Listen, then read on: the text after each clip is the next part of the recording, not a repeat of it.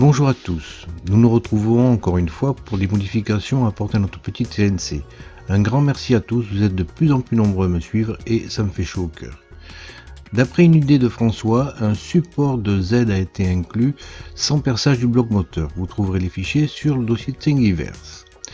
Il faudra que vous ayez installé le Z-Probe, les end-stop et le moteur de 500 watts pour pouvoir continuer les modifications que nous apportons ici. Un grand merci à Heliox qui avec sa chaîne m'a vraiment boosté. Ma référence pour la gravure CNC est une machine de gravure proposée par Wexter. C'est une machine qui vaut assez cher mais qui donne des résultats, comme vous pouvez le voir, très performants. On s'en approche un petit peu. Nous allons voir comment modifier notre petite CNC pour essayer un petit peu de rivaliser avec ce type de gravure. De très nombreux tests vont être faits sur les profondeurs, suivant les pointes, sur les vitesses de gravure. Ce sera l'objet d'une prochaine vidéo assez complète. Chaque pointe a en effet des paramètres à respecter. La première chose à vérifier dans votre machine, c'est vérifier sa stabilité, voir en effet si aucune pièce ne bouge, si tout est bien vissé et si elle ne tremble pas.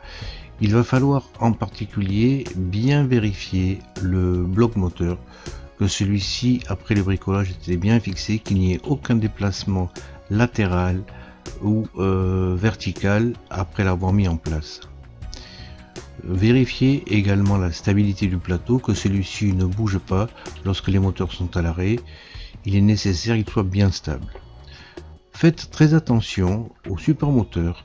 En effet, le coupleur est tenu par deux vis supérieures et inférieures et c'est lui qui tient l'intégralité du poids du moteur. Vérifiez bien ces quatre vis.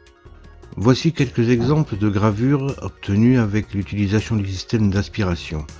Je dois envoyer un grand merci à Christophe de CNC Fraise qui m'a envoyé tout un lot de pointes de façon à voir lesquelles sont à utiliser pour fabriquer ces circuits. Quels sont les réglages? Ce sera l'objet d'une prochaine vidéo. Vous trouverez également en lien dans la description un article qu'il a rédigé sur les caractéristiques de ces pointes. Il est très bien réalisé. Bon, on va voir comment a été réalisée cette aspiration. J'ai tout d'abord pensé à utiliser des micro-embouts que l'on peut adapter sur une tête d'aspirateur. J'ai essayé un petit peu avec plusieurs aspirateurs, non même un Dyson, mais le problème c'est que la tête qui se fixe sur l'aspirateur a des trous qui réduisent la pression et on ne peut pas trop le diminuer. L'efficacité est donc un peu nulle. Je me suis donc orienté vers une pompe à vide de 50 watts avec 75 kPa de pression, mais elle fonctionne en 12 volts.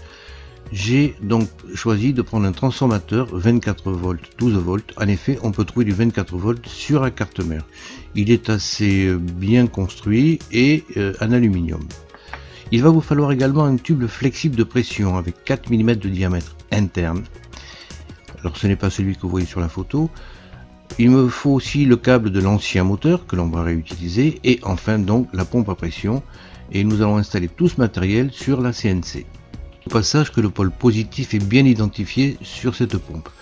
Pression, c'est un compresseur, donc il va falloir amortir les vibrations. J'ai pris des plaques anti-vibration qu'on utilise sous les machines à laver par exemple, de façon à positionner la pompe au milieu de l'une d'elles et la positionner ensuite sur une intacte, de manière à avoir ainsi le bloc moteur de cette pompe complètement indépendant et en l'isolant au maximum de toutes les vibrations qu'il peut occasionner.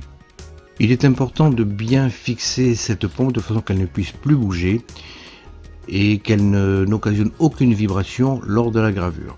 Alors en parlant de ces plaques, ce sont des plaques en caoutchouc. C'est indestructible. J'ai commencé à dessiner un petit masque avec des scotch de façon repérée. J'ai essayé au Dremel, c'est la scie du Dremel qui s'est mise à fumer. J'ai donc essayé d'autres outils, à savoir une scie verticale. Alors la scie verticale me permet de transpercer la plaque, mais c'est pas facile. J'ai tout essayé, le cutter, la scie à métaux, et le seul outil véritable, c'est le couteau à pain. Alors faites gaffe, il faudra bien le nettoyer après. Bon, vous avez réussi à découper enfin votre plaque. Il suffit maintenant de positionner le moteur et bien sûr, je l'ai coupé un petit peu trop petit. Il vaut mieux le couper petit parce que vous pouvez toujours le rattraper ensuite avec la lime. Gardez la partie centrale. Pour le brancher, nous allons le mettre à la place de l'ancien moteur qui délivre en effet 24 à 26 volts. Il sera ensuite de positionner votre transformateur sur le côté du boîtier qui contient la carte mère, les fils d'alimentation arrivant par le haut et les fils d'alimentation pour le moteur sortant par le bas.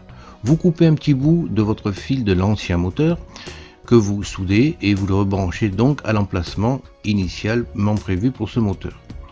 Vous voyez que les branchements peuvent ressortir ensuite avec tous les autres fils. Sur la partie inférieure, vous le faites ressortir par le bas et vous le branchez avec un connecteur de ce type, ce qui vous permettra de le débrancher facilement. Il existe un détrompeur sur ces connecteurs avec un côté positif et négatif.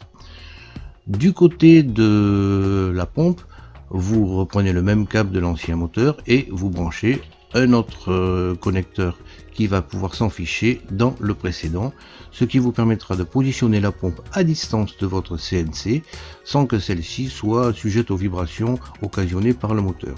Lorsque vous le mettez en marche, vous pouvez constater de toute façon qu'il n'y a aucune vibration, vous voyez aucun fil ne vibre à côté, le système est donc assez fiable.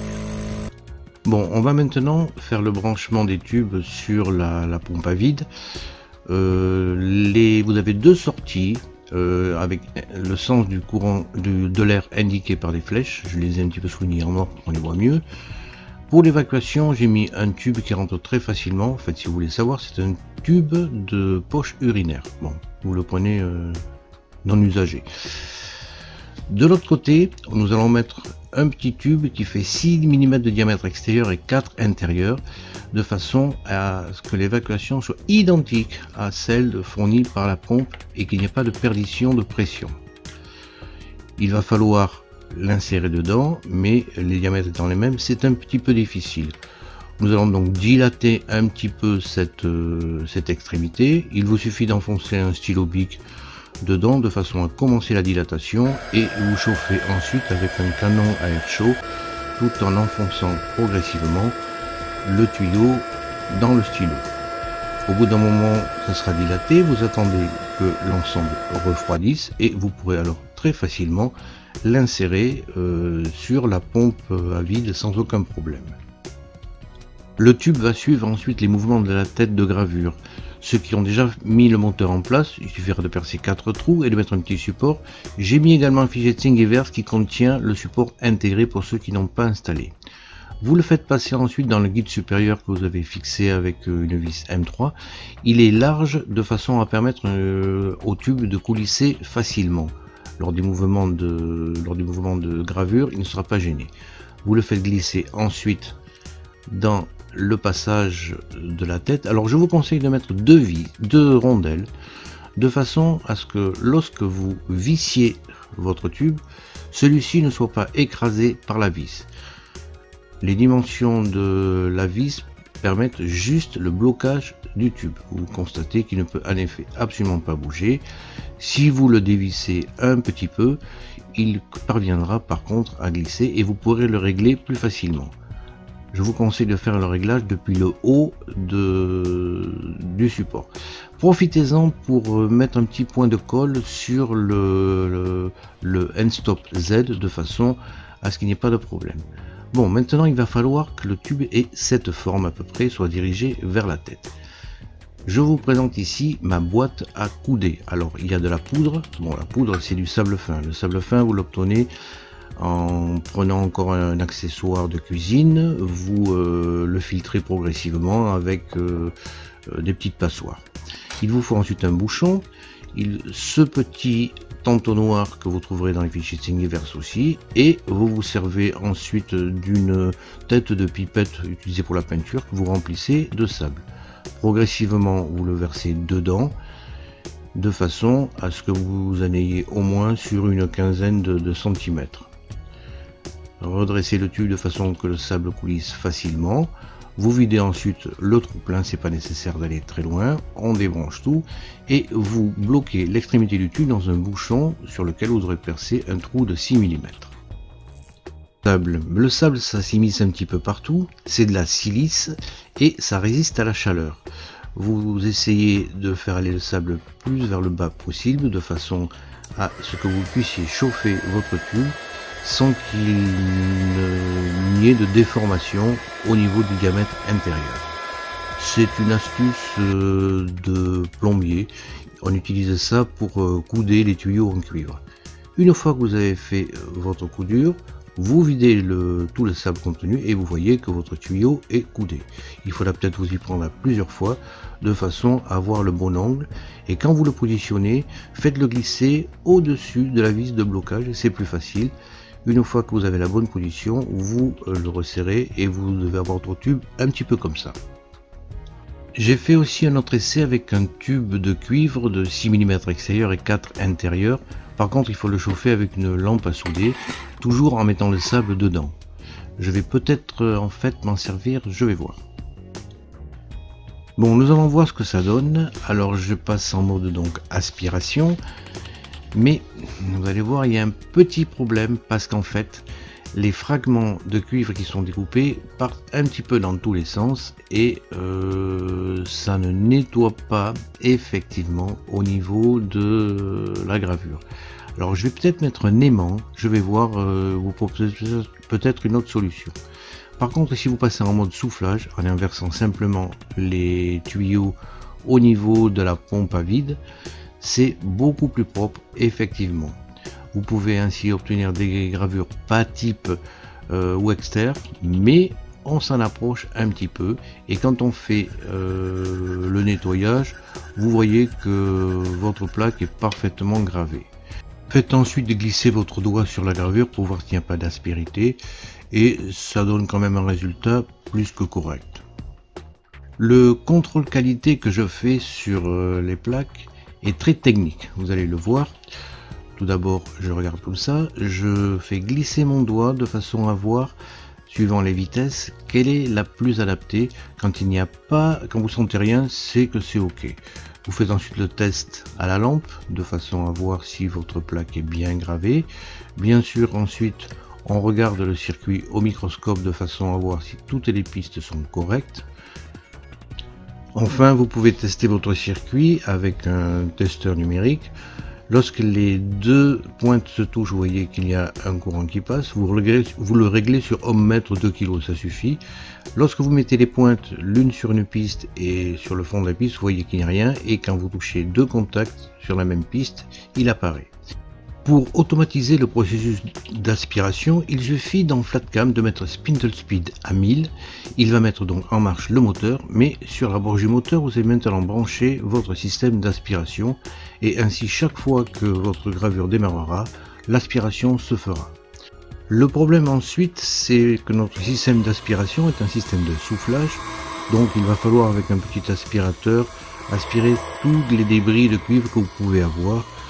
Mais bon, c'est pas un très gros chantier. Il vous suffit ensuite pour ranger le système de débrancher le moteur. Moi je me sers de mon imprimante sur mon bureau où je fais tout, donc il est important pour moi de pouvoir ensuite tout ranger sans que cela prenne trop de place. Vous positionnez le moteur en mettant les fils rangés derrière. Ensuite, le petit bout de caoutchouc qui vous a enquiquiné, vous le mettez là, comme ça, si ça protège la pointe en cas de chute du moteur accidentel. Vous prenez ensuite votre câble et vous le positionnez sur le moteur pour que tout soit bien en place. Voilà, nous allons maintenant voir un petit peu comment régler ces pointes de façon à avoir une impression tip top.